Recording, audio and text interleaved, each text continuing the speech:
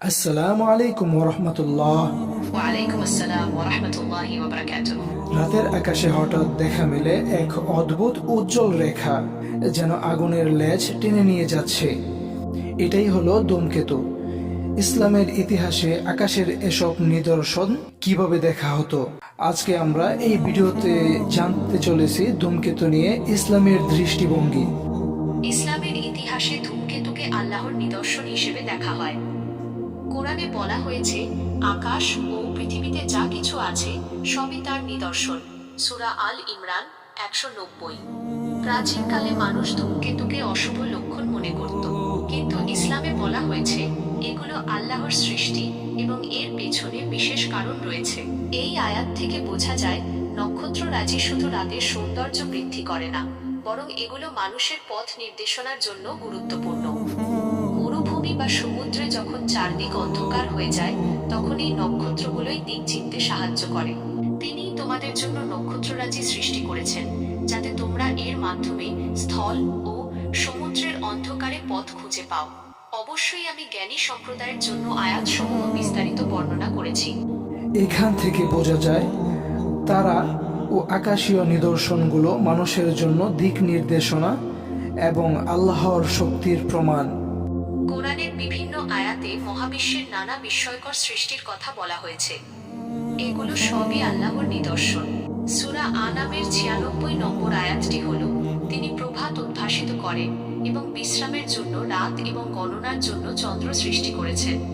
এটা পরাক্রমশালী সর্বজ্ঞ আল্লাহর বিধান। রাসূল সাল্লাল্লাহু আলাইহি ওয়াসাল্লাম বলেছেন, সূর্য ও চন্দ্র কোনো মানুষের মৃত্যু বা জন্মের কারণে গ্রহণ হয় না, এগুলো আল্লাহর নিদর্শন। সহিহ বুখারীতে বর্ণিত আছে, রাসূলুল্লাহ সাল্লাল্লাহু আলাইহি ওয়াসাল্লাম বলেছেন, সূর্য ও চন্দ্র আল্লাহর নিদর্শনগুলোর মধ্যে দুটি নিদর্শন। কারণ মৃত্যু বা জন্মের কারণে সূর্যগ্রহণ বা চন্দ্রগ্রহণ হয় না। যখন তোমরা তা দেখবে, তখন তোমরা আল্লাহর কাছে প্রার্থনা করবে, তাকবীর দেবে, সালাত আদায় করবে এবং সাদাকা দেবে।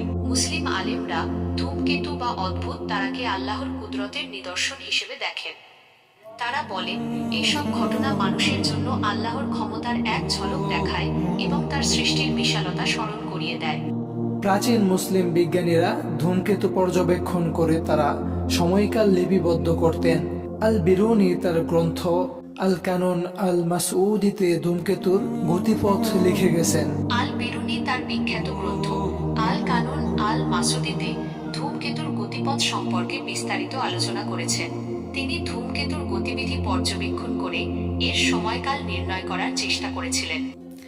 এভাবে ধূমকেতু বা অদ্ভুত তারাকে মুসলিম আলেমরা আল্লাহর কুদরতের নিদর্শন হিসেবে দেখেছেন।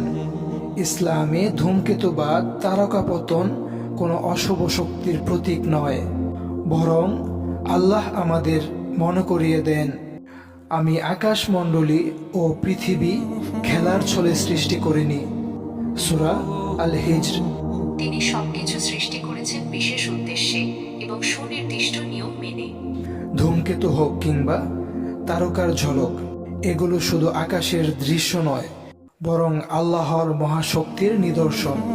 আসুন আমরা এসব দেখে আল্লাহর প্রতি ঈমান আরো দৃঢ় করি। প্রিয় দর্শক বন্ধুরা, ভিডিওটি এখানেই শেষ করছি। ভিডিওটি ভালো লাগলে লাইক করুন, ইসলামিক জ্ঞান ছড়াতে শেয়ার করুন। যদি আপনারা আমাদের চ্যানেলটিকে সাবস্ক্রাইব না করে থাকেন, সাবস্ক্রাইব করে রাখুন, এবং যারা ইতিমধ্যে সাবস্ক্রাইব করেছেন তাদেরকে অনেক অনেক ধন্যবাদ। আল্লাহ হাফেজ।